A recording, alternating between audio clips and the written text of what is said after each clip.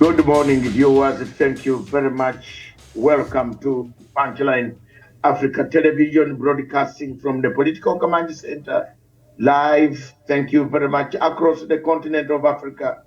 Good morning, all of you, those who have not been hearing my voice for some time. Here it is. We shall be looking at the journey of Africa begins today.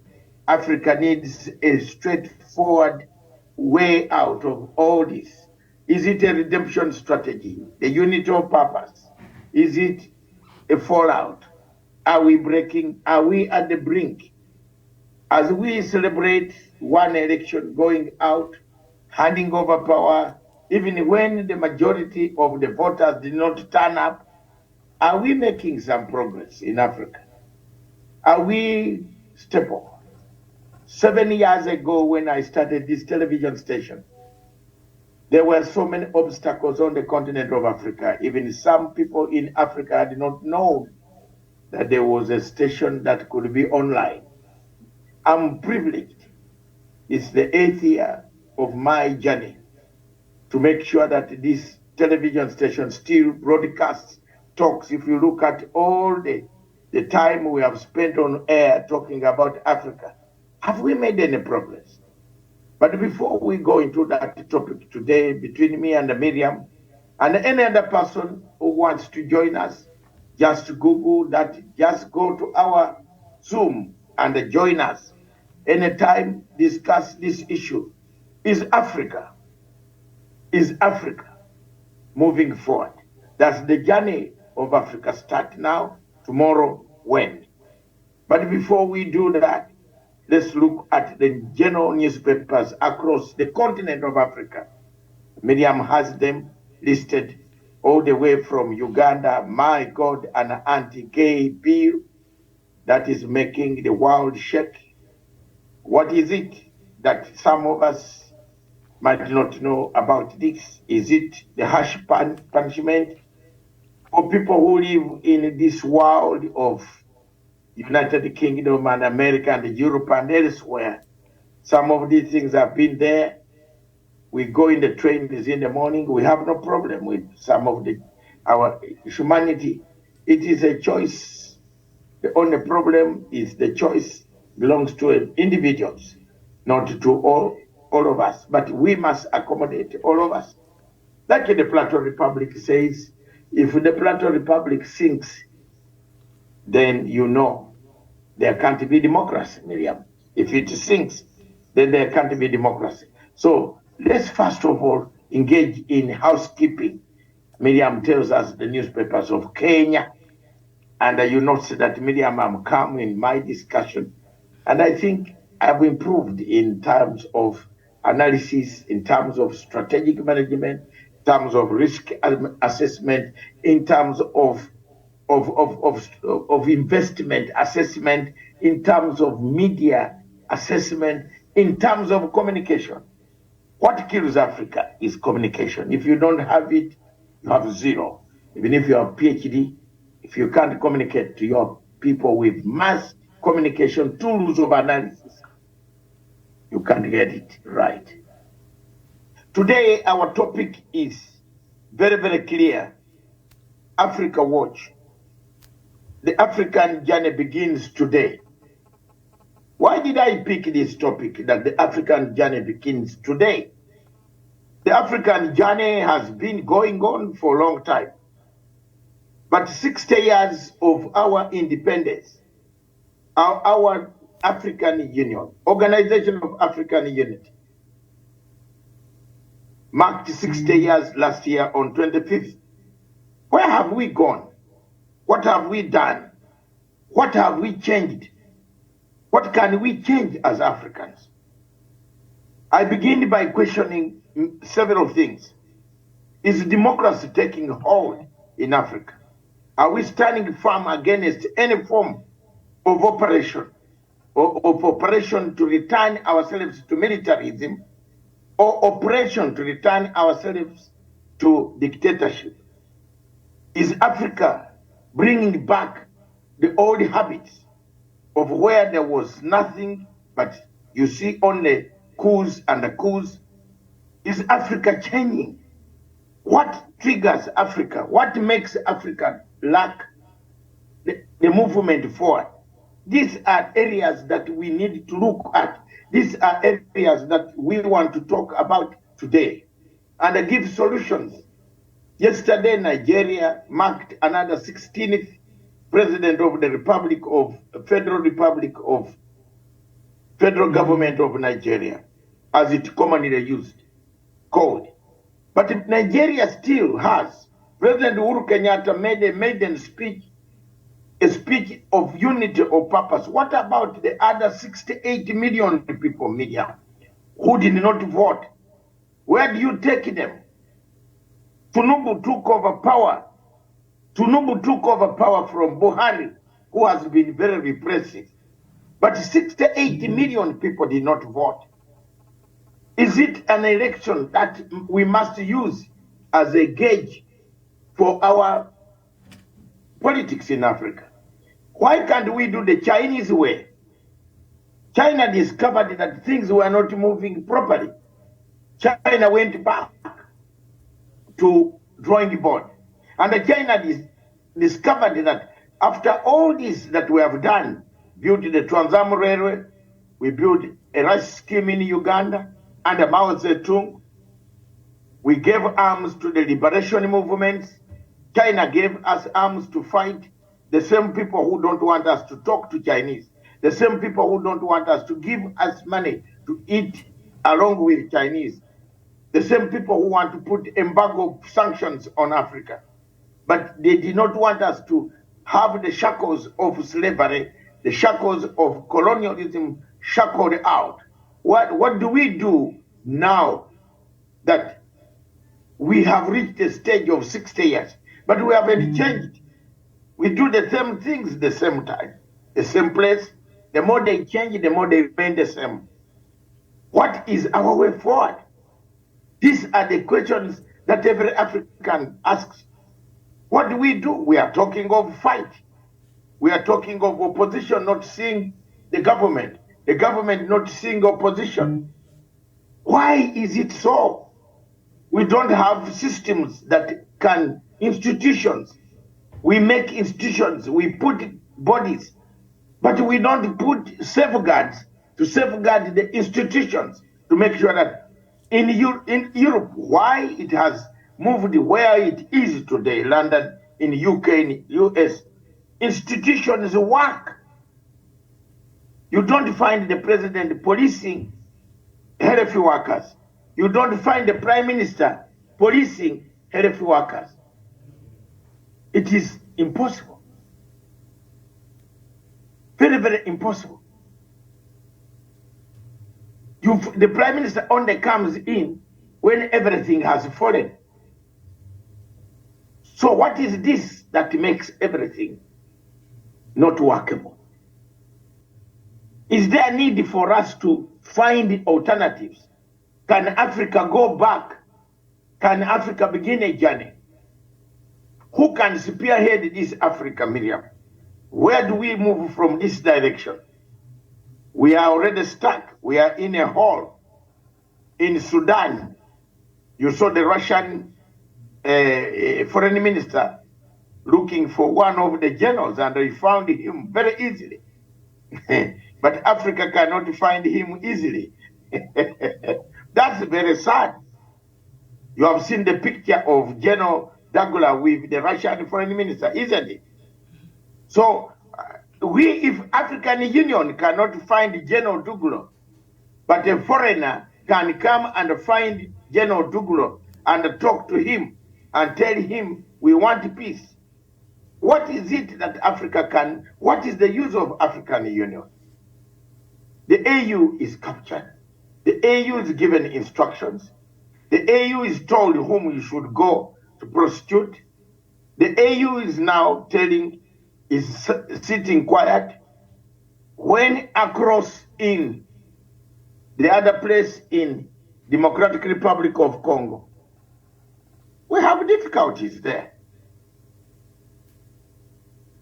And that is what we are having today. The ICC chief prosecutor is in Democratic Republic of Congo. is looking for more clients, more clients to beef up the ICC for them to be paid monthly. Africa is giving the ICC clients, because without inmates, without people on charge sheet, Mr. Karim would do no work.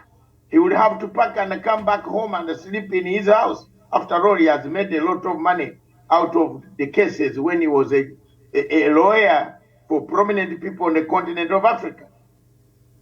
But because he needs to get more clients to come to ICC, he's shopping around Africa.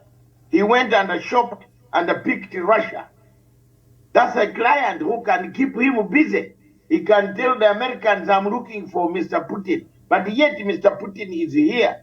Why don't you go and knock his head down and say, I have come to capture you? And then you will see how they will capture you and miss you like a meat. You see? Why can't he travel to Rwanda, Angola, which is a friend of the Russians? They will capture him because there is a warrant there waiting in Rwanda, Angola. There is a warrant in Zimbabwe. Why can't the chief prosecutor travel to Harare? They will capture him, you know? So these are some of the things that the world must look. Where is Africa going, Miriam? Where do we go? Tinubu, yesterday, I looked through his speech. Very impressive. The only thing that I have a problem with Tinubu and Buhari, they locked a younger man. They have suffocated a younger man called Nnamdi Kanu for him speaking out only. He was speaking out for his people. Mr. Tinubu, we want you to begin however bad you are. We came from an era and we have gone to disaster. Let's not go to disaster. Let's not call you a disaster president. Let's call you a redemption president. You have come with a speech of redemption. Uhuru Kenyatta, you came and gave a speech of redemption. That speech of redemption, Uhuru Kenyatta, that you gave us is not a speech for nothing. What do you really want to redeem? What do you really want to redeem? What do you really want to talk about? Kenyatta gave views in Nigeria regarding a redemption strategy. Ladies and gentlemen, it is also very important for everybody to understand, for everybody to know that in Africa, there is need for a redemption strategy. Without that, Miriam, without thinking of healing, reconciliation, our continent will be littered with pitfalls of insecurity, conflict, wars that are killing our continent and retarding development in our continent. As I hand back the mic to say which way to go, what have you seen? What did you see yesterday from Nigeria, a big population of 220 million people, 68 million people of registered voters? The machine ate them. Miriam, it is sad that every Nigerian president comes up with promises. But this man, having been a street...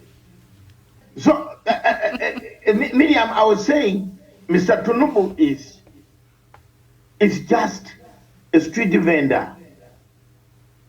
He has grown from street vending business.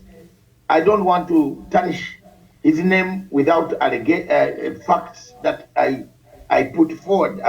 I got the facts, but for now, we want to spare him on one or two things. The only disagreement that I disagree up to now, which you cannot change me, is he did not win an election. That's the truth. But for now, since they have sworn him in, he has become the president of Nigeria, is recognized now by the UN. We shall give him that element of a so-called inverted commas. He's a street vendor who came up, grew up in those areas, took over the whole of Lagos. Half of it is his. So let's see whether he can allow insecurity to kill his kingdom, whether he can allow insecurity to destroy what he wants to give to Nigeria, a dream. Now, all of the presidents in Nigeria come with very good words. You remember Mr. Buhari came with very good words 8 years ago. He said, 100 days, give me 100 days, I'll finish Boko Haram. One of the problems that kills Nigeria is Boko Haram, insecurity, as you have mentioned in your commentary, in your analysis. Insecurity is key. No country can develop without proper tranquility, proper peace. You cannot, even if you have all the economic muscle, you can change tax, you can bring taxation, you can give taxation to people, they can stomach it, pay. But once you have insecurity in your country, like in Nigeria now, it's secure. There is no place in Nigeria that is secure where you can sit properly and say, can leave my money, my bag on the street and come. Very few places. I don't think so. There is none. People are talking themselves. In North, the terrorists have taken over. All the girls have shifted to South. If you have a daughter in the North, you better send this daughter South into Lagos, Port Harcourt, and other areas in order for them to survive. The whole of North has been taken over by terrorists called Boko Haram, who come take children, younger girls, take them to slavery. We have never found them. Buhari promised us to bring up our girls. These girls have never been found. Now, he has inherited a very complicated situation. We have the situation of Biafra, which has been a key, an important issue on as far as the entire Nigeria is concerned. It caused the war in 1966-67. The root causes of such is what President Uhuru Kenyatta of Kenya touched on.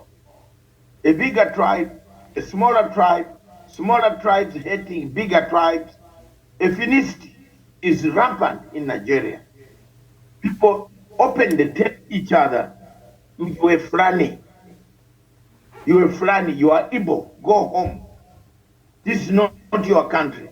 Imagine, Miriam, you are in Nairobi, in Garissa, and someone tells you, go home. You don't belong to here. And yet, Kenya is one country. In your country, for example, go home. This is what is happening in Nigeria. If you are up in Kano, in those areas, Madiguri, they tell you, what did you come to do here? You don't belong here.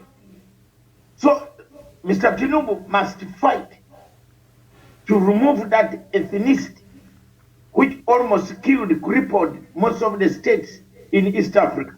You saw what it created in Rwanda, a genocide, Tutsi and Hutu. We in Uganda, we had a very big situation in 1966 where kingdoms had become superior. You have to kneel before the Kabaka. You don't know how long you should kneel. If it takes 1 hour walking to near you, you must still stick down, Miriam, on the ground. You don't see the Kabakas. You lie even worse still. Some people lie on the stomach and they don't breathe when the Kabaka is passing. These are some of the things in 1966. It brought a crisis in Uganda. You saw Obote and Mutesa clashing. Many people died. Many people left Uganda. The kingdoms were abolished. Uganda became a republic, a unitary state governed by the president. He abolished most of the 1962 constitution. He replaced it with 1966 and the 69 constitution.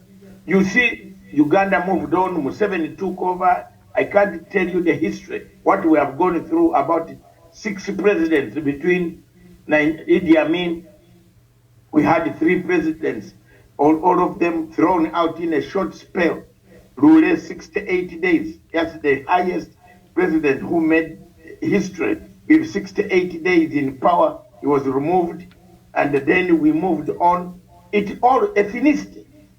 Because as soon as we gave Lule in 1978 power, and we handed him over power, he said, this seat for you, Uganda, what you have been waiting for, God today has delivered it. And the wording he used is the Chemwagalizambazi Katonda Kisude. So it meant what you were looking for has been delivered to you. I am now the president. That one angered other tribes, and they formed the biggest majority in the army. Baganda were not majority in the Uganda National Liberation Army that toppled Idi Amin. Remember when Idi Amin toppled Obote from a northerner and a Luo, the Baganda in Kampala in 1971 celebrated. There were celebration, jubilations. They were banning Obote's pictures, everybody telling all the Luo people to leave the capital city. But little known to them was that another northerner had taken over from another northerner. Amin started killing them.